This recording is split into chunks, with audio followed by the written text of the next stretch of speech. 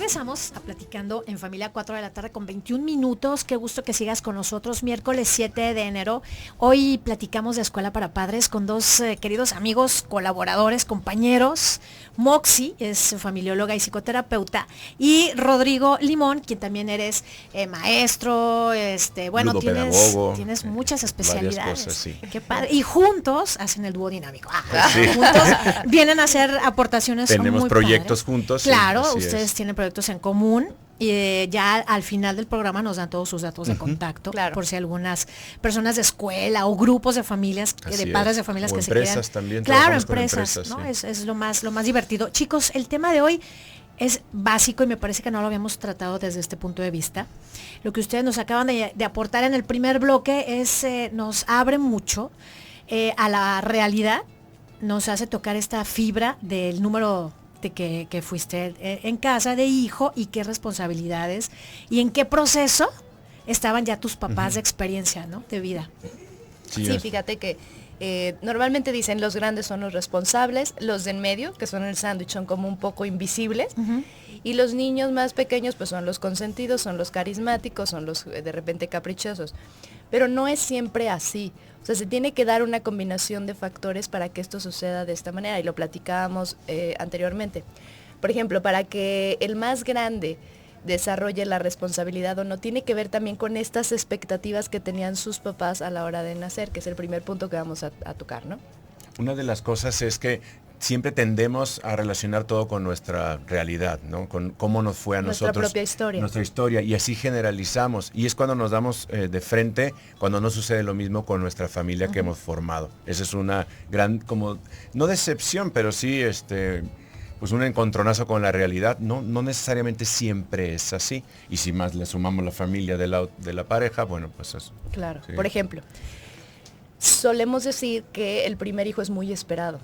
¿Por qué? Porque, bueno, es el proyecto para culminar una familia, ¿no? Primero somos pareja y ahora queremos tener este niño, entonces hay muchas expectativas. Pero luego esas expectativas pueden tener un matiz. ¿Qué tal que en la pareja quieren un niño y terminan teniendo una niña? Estas expectativas tienen una variación importante. ¿Qué hubiera pasado si hubiera sido niño y no niña, como lo fue? Entonces, a veces empezamos a tratar a este nuevo miembro de la familia con las expectativas que teníamos y no con lo que es. Entonces empezamos incluso a adoptar roles como si fuera niño. Pues nosotros deseábamos tanto tener un niño y resulta que los dos somos, por ejemplo, fanáticos del fútbol americano. Y entonces empezamos a vestir a esta niña con la playera del equipo que nos gusta de fútbol americano o de fútbol soccer o lo que sea, ¿no? Y entonces desde ahí empezamos a conformar un poco su manera de ser a partir de una expectativa no cumplida. Entonces no necesariamente la vamos a tratar como lo que es, sino como lo que esperamos que sea. Sí. Pero luego resulta que después de esta niña viene por fin un niño. Entonces las expectativas por fin y estos deseos y anhelos se cumplen. Entonces parecería que esta niña se desplaza. Y se vuelve como un niño en transición, ¿no? O sea, mientras llega el bueno. Exactamente. Sí, o sea, ese es el problema. Sí. Entonces ya no va a ser la niña sobreprotegida, deseada, consentida, porque es la primera, sino que se vuelve tú eras, como dice Rodrigo, una transición, y entonces esta niña ahora empieza a hacer demasiadas cosas para ser vista, demasiadas cosas para llamar la atención y volver a obtener el amor que ella experimentaba cuando estaba sola. Pero cuando, por ejemplo, las expectativas sí se cumplen desde un inicio y nosotros queremos un varón y tenemos un varón, todo se alinea, nuestro cariño, nuestra atención, nuestra energía, nuestras expectativas, a consentirlo, cuidarlo, protegerlo, porque parece que es como un tesoro que por fin tenemos. Y entonces este niño aprende que es amado incondicionalmente, haga lo que haga, ¿no? Cambia cuando viene un segundo y de repente empieza lo que nos comentan de repente en el chat, ¿no? Esta rivalidad. Es que yo no quería un hermanito, ¿no? Y entonces empiezan a pelearse como esta atención, y este grande se empieza a convertir en el responsable que tiene que cuidar al pequeño, ¿no? Y enséñale porque tú eres el grande, y compártele porque tú eres el grande. Y tú no puedes llorar porque tú eres el grande. O tú eres el ejemplo, ¿no? Tú eres el ejemplo. Entonces empezamos a poner ahora expectativas de que tienen que, o sea, expectativas del deber ser, ¿no? Sí. Y el niño chiquito, mucho más libertad de ser lo que quiera hacer. Sí. Y entonces los grandes por eso se empiezan a responsabilizar tanto. Un poco los obligamos a madurar más rápidamente, ¿no? A uno les viene muy bien esa responsabilidad. El mismo niño dice, es que yo ya soy grande, yo ya no tomo en biberón, tomo en vaso. Ya empieza a tener estas actitudes ya más maduras, sin duda madura más rápido a la llegada del pequeño, pero qué tal si no quiere aceptarlo. Y lo que hace es, pues yo veo que al nene, como toma biberón, lo cargan y le dan mucha atención, entonces deseo volver al biberón o deseo volver a tener estas conductas que a lo mejor yo la relaciono con la atención que le están dando al pequeñito. Entonces puede haber un retroceso en esa parte. Una vez más, es la misma situación tomada en dos contextos diferentes, de dos formas diferentes y sin ninguna preparación por nuestra parte, ¿no? Al final no sabemos cómo lo va a tomar, hay que estar al pendiente. Y bueno, ciertamente no en todas las parejas un embarazo es el mejor momento, ¿no? Entonces, de repente, ¿qué pasa cuando este embarazo los agarra en curva? ¿No? Nosotros queríamos esperar 5 años y resultó que nos acabamos de embarazar en la luna de miel o en el primer año, etcétera, y no estábamos listos ni económicamente ni emocionalmente. Entonces, este niño representa un estrés, ¿no? O sea, porque siempre pensamos en, claro, un bebé es una bendición, sin duda, pero hay un contexto y entonces la pareja reacciona a este contexto. Entonces, imaginemos que este es el escenario. Un niño que viene inesperadamente y entonces él a lo mejor reacciona con la preocupación económica. Pero ¿cómo le vamos a hacer? Apenas estamos terminando de pagar lo de la casa, los muebles, etcétera. Y ella reacciona precisamente con, no, pero pues es un bebé y nos va a venir muy bien. Y él está preocupado por la parte económica, entonces empieza un conflicto de pareja porque, entonces tú no quieres a nuestro bebé. No, sí lo quiero, pero estoy preocupada por qué vamos a hacer económicamente hablando, ¿no? Y entonces desde la gestación se da este tema, no solamente en el parto, lo hemos dicho, en el nacimiento, sino desde que se está preparando. El bebé va a recibir todo esto. No sé, todos hemos oído historias de parejas que él o ella te cuenta que están bastante mal y lo siguiente que te enteras es que están esperando un bebé. Sí. Y imagínate eso, ¿no? O sea, a veces funciona. Y además el tema ha venido cambiando conforme y avanzan los tiempos, ¿no? Sí. Porque las expectativas de los hijos mayores en la época de nuestros abuelos o antes, o el menor, era que ser el menor era quedarte a cuidar a los padres o a la mamá. Y bueno, eso ya representaba una marca, una carga, ¿no? Una carga desde el nacimiento. Vamos a una pausa, que rápido se nos fue el segundo bloque. No tardamos, será muy breve, quédate, estás en Platicando en Familia, 10:40 de AM Radio Mujer.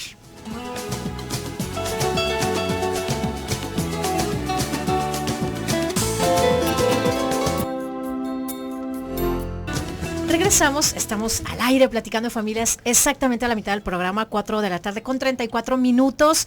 Hoy, qué padre que estés con nosotros participando, me gusta mucho y lo compartimos nuestros queridos colaboradores y yo, la manera en que tú nos dejas ver el tema de hoy, cómo lo has vivido, tu experiencia personal. Muchas gracias por compartir, porque cuando comparte nuestra audiencia, nos retroalimentamos y nos damos cuenta que los temas que estamos tocando vienen tomados de la realidad y entonces, ¿de qué nos va a servir el tema de hoy a los adultos que estamos viviéndolo y a los que somos papás? ¿De qué manera? ¿Cómo lo vamos a vivenciar? Este tema del número de hijo que fuiste, en qué situación estaban tus padres, estos factores, Moxi, que ya comentabas tan importantes que los vamos a ir desmenuzando y ojalá el tiempo nos alcance para ello. Pues yo creo que para ellos, los que nos escuchan, igual que para nosotros en su momento, esta provocación de hablar de este tema nos va a servir para regresar un poco y pensar. Yo como siempre, igual estoy seguro, Moxi, los invitas a los que nos escuchan a que platiquen una vez terminado el programa con su pareja, incluso con sus hijos, y platiquen qué fue lo que les tocó vivir a ellos en el orden y cómo lo vieron. Para platicar con la pareja es muy interesante y que sea el pretexto, ¿no? El programa, para ver qué vieron ellos en ese momento. Hay otro aspecto que hablábamos que es el económico, ¿no? Que sigue siendo la parte en el que desde que concibes al bebé, Porque qué tal si el mismo día recibes la noticia que está embarazado o embarazada, tu pareja, como sea, y ese día te despiden, por ejemplo. O sea, son dos noticias fuertes en el mismo momento. Y no puedes decir que no te afecta, y te afecta, y en el momento que te afecta, anímicamente a la pareja. ¿Cómo le dices si eres hombre a tu esposa? Qué maravilla que estamos embarazados, pero ¿qué crees? Perdí el empleo. Entonces, se lo tienes que decir, quizá no en ese momento, y en el momento que lo dices, ella lo va a transmitir al nene que trae dentro, y empiezan desde ahí las cosas.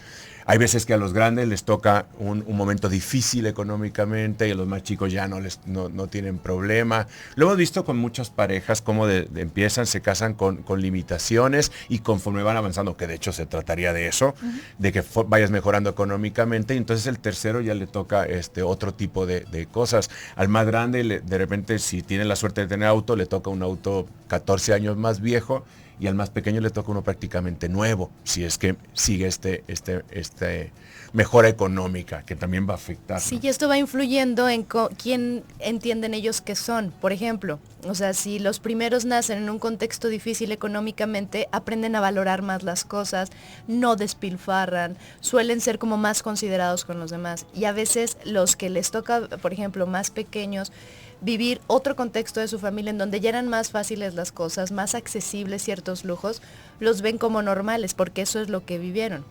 Pero también pasa al revés, cuando por ejemplo los primeros viven en abundancia. O sea, estas familias que estaban muy bien posicionadas, que tenían una gran empresa, un gran negocio, viajaban 2 o 3 veces al año, incluso fuera del país, ¿no? Comiendo en los mejores restaurantes, etcétera. Y de repente viene una quiebra de estas impactantes, y a los siguientes 2, ni vacaciones, ni restaurantes. Y entonces, además de que es otra economía, experimentan la frustración de los primeros, de los papás que ahora añoran estar como estaban antes, y de los hijos que reclaman ese nivel de vida. Y entonces, que vivieron en la casa grande, ¿no? Ellos no entienden como este contexto, y todo esto va influyendo en cómo se tratan unos a otros, ¿no? Y entonces parecería que los grandes que vivieron esta abundancia siempre están exigiendo más, y los pequeños son más comprensivos. Entonces, fíjense cómo importa tanto el contexto y cómo se dio, aunque a veces lo normal o lo que repetimos es al revés. Los primeros la pasan un poquito más difícil, comparten más, te toca heredar la ropa del más grande, y los pequeños de repente ya llega un momento en el que los papás están con más estabilidad, ¿no? Y pasa igual que con la relación. Los grandes ven todavía un cariño mucho más efusivo entre los padres, y los más chicos ya empiezan a ver una relación pues ya más de 15, 10 años de casados, ¿no? Que también lo notan en ese sentido. Más relajada. Más como se van con el transcurso normal de una relación, ¿no? No es lo mismo el primer día de casado que el cumpleaños 17, ¿no? De casado. Y que esta misma economía abarca también la parte de la distribución y administración del tiempo. Por ejemplo, a lo mejor a los más grandes no les tocaba comer con su papá, porque el papá siempre estaba trabajando. Y a los más chicos, el papá a lo mejor hasta ya se jubiló. Sí. Y entonces tiene mucho tiempo para pasar con ellos, sale de vacaciones con ellos, va por ellos a las clases extraescolares. Y entonces los más grandes reclaman: papá, tú nunca fuiste por mí a una clase, papá, tú nunca comías con nosotros. Y con mi hermano más pequeño, con mi hermana más pequeña, vas a todos lados. Y esto lo interpretan como un amor mayor para los pequeños y menor para ellos. Y entonces empiezan a luchar por ese amor que sienten que no tienen, y todo tiene que ver con este contexto. O aquellos hijos también que, siendo menores, que a lo mejor tuvieron más oportunidades, como ya lo comentaban, son los que están siendo proveedores de los papás, ¿no? Ahora También. Claro que también pues sucede. El sostén económico, y entonces ya los papás ya están ahora jugando un rol diferente, porque dependen de lo que los hijos acerquen a casa. Exactamente. Hablábamos también en otro punto de la familia de origen, de la familia de cada uno, porque esa es la otra parte que va a influir también. No sé si Por ejemplo, que el primer hijo sea el primer nieto de las dos familias genera unas expectativas enormes. O sea, es un bebé o una niña muy amada, muy consentida, muy regalada, atención, ¿no? Por ejemplo, le regalan ropa, de juguetes, etcétera, y como es la primera, recibe todas estas expectativas. Pero también implica mucho si la convivencia se da, por ejemplo, en la misma ciudad. Porque si este mismo caso se diera en una familia que a lo mejor ellos viven en el norte y toda la familia, el resto de la familia vive en el sur, poco se ven, entonces ya no influye tanto, o sea, ya no se siente tanto el amor excesivo, las expectativas excesivas, y crece como un niño normal, como si no hubiera sido el primero de las dos familias. Entonces, la convivencia con los otros, me cuidó mi abuelita, iba constantemente. Sí.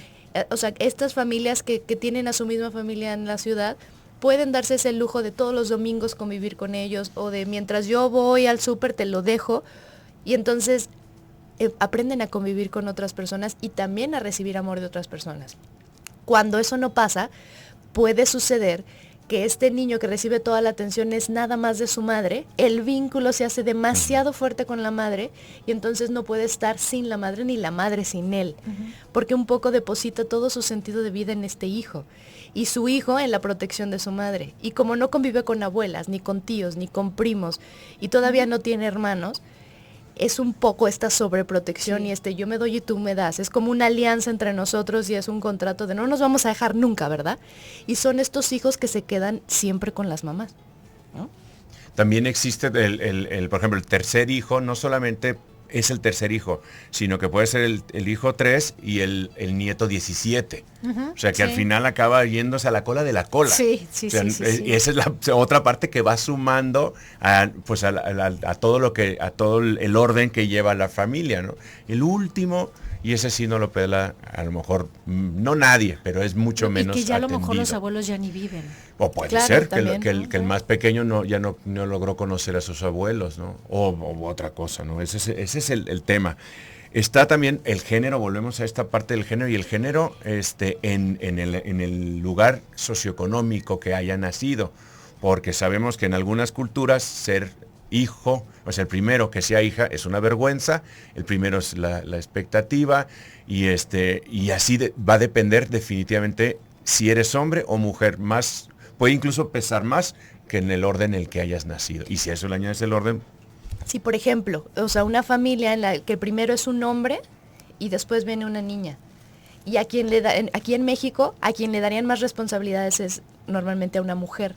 Entonces, aunque el primero es el que nosotros diríamos, bueno, se va a responsabilizar más, no, porque lo dejan ser más libre porque la hermana se encarga de cuidar, de limpiar, de atender, etcétera. Entonces, este otro, que es el primero, aprende un poco a solo ver por sí mismo. Sí. Y entonces son estos que luego construyen su familia, les va bien, tienen éxito, pero se olvidan un poco de la familia. Y ellas son las que se quedan al pendiente de todos como si fueran las más grandes, por el orden en el que nacieron, pero por su género y en un contexto cultural como el nuestro en México, por ejemplo, ¿no? Les comentaba, yo ves que trabajo en fundaciones, los niños, los chicos becados, el 60-70% de los recipientes de las becas son niñas. Las niñas reciben más becas, ¿por qué? Porque a los hombres les dan el dinero para estudiar y a las niñas no. Entonces ellas se tienen que buscar sus recursos. Vamos a una pausa. Qué dato tan interesante. Con este cerramos el tercer bloque. Regresamos muy pronto para concluir Platicando en Familia, miércoles de Escuela para Padres.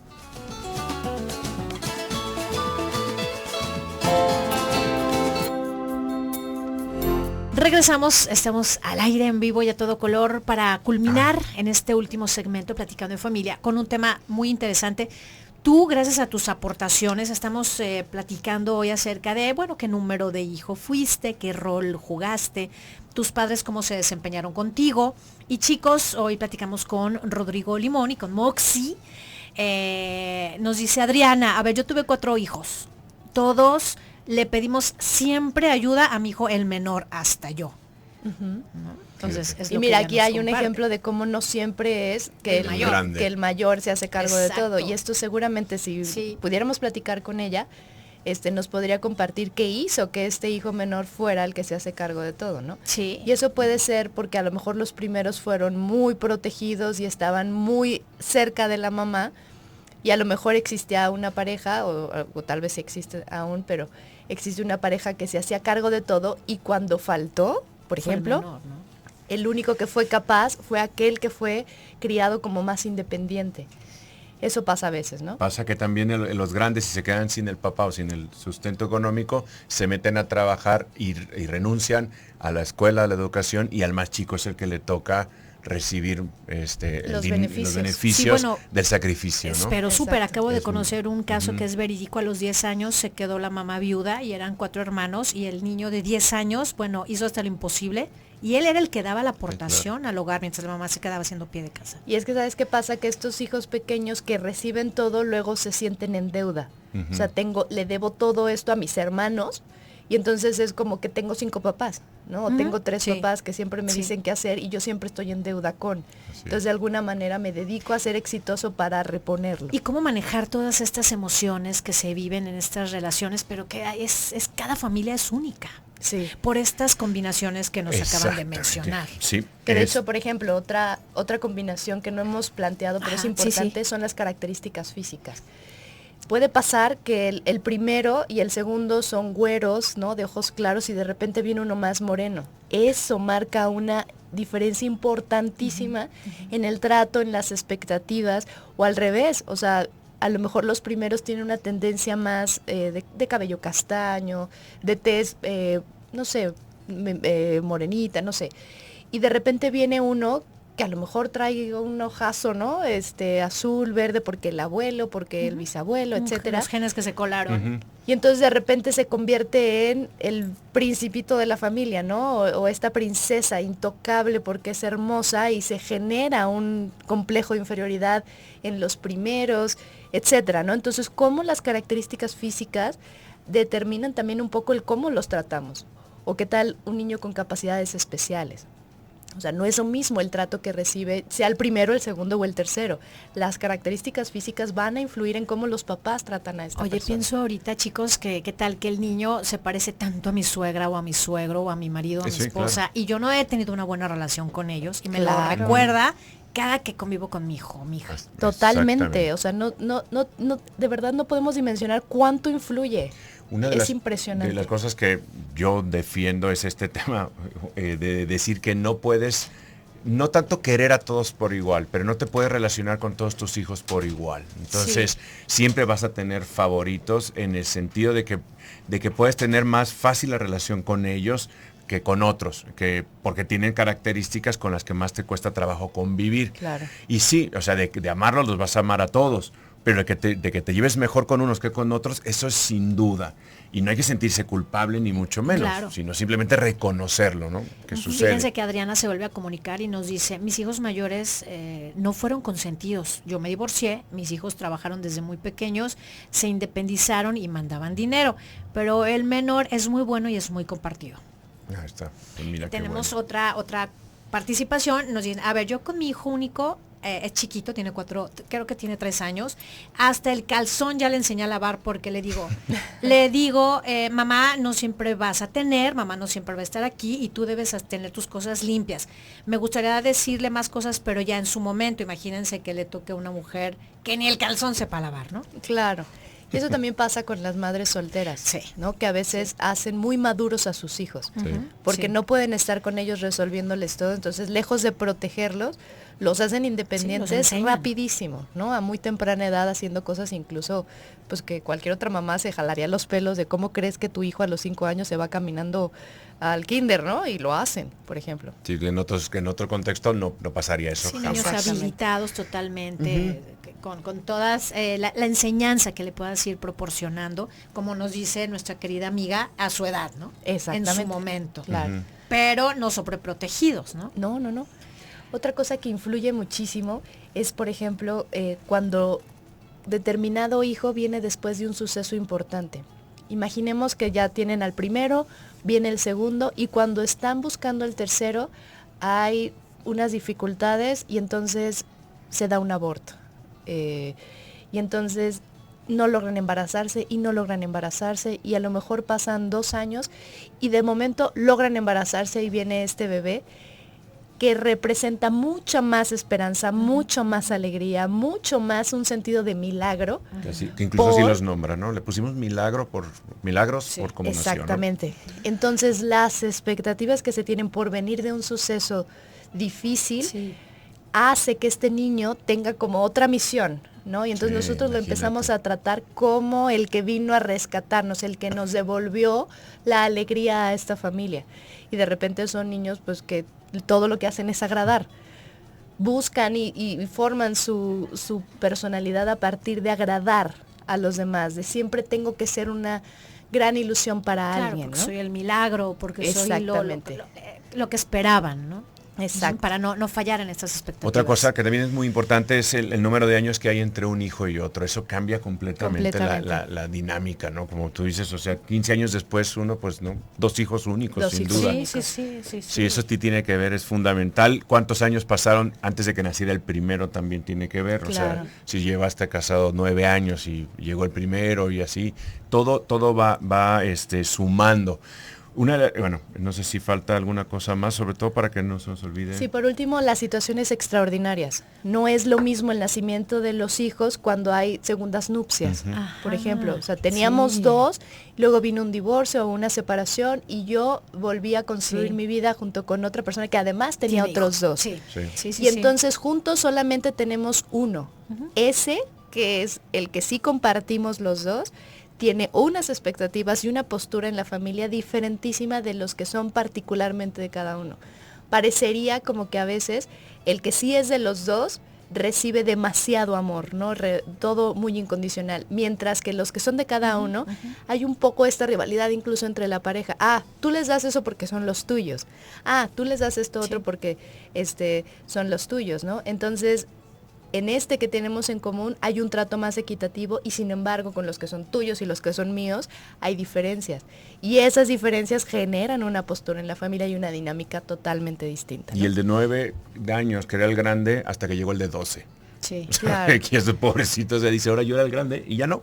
Claro. Ahora tienes uno de 12 más grande que tú. Igual tienes 2 más grandes que tú eres el grande, ¿no? Exacto. Entonces, A lo mejor estaba acostumbrado a mandar y viene uno más grande, vienen más uno fuerte. o 2 más grandes. Que incluso lo somete, ¿no? O sea, cuando empiezan las peleas entre los hermanos y es que yo mandaba aquí, pero ya no. Eso ya sería otra historia, ¿no? Claro, a mí me parece que en este momento es interesante, a unos instantes de irnos, dejar esta moraleja, dejar esta reflexión a todos para, como bien dices, Rodrigo, poder platicarlo con nuestros hijos, interiorizarlo o con nuestra pareja, para ver qué dinámica hemos llevado, qué sistema generamos en nuestra familia. Y sobre todo analizar cuando están sucediendo las cosas, todos los factores que influyen, cómo me estoy relacionando con mi hijo y empiezo a sumar, es el segundo, qué expectativas tengo, tal, para que a partir de ahí podamos actuar, a partir de analizar todo lo que está sucediendo alrededor de esa relación.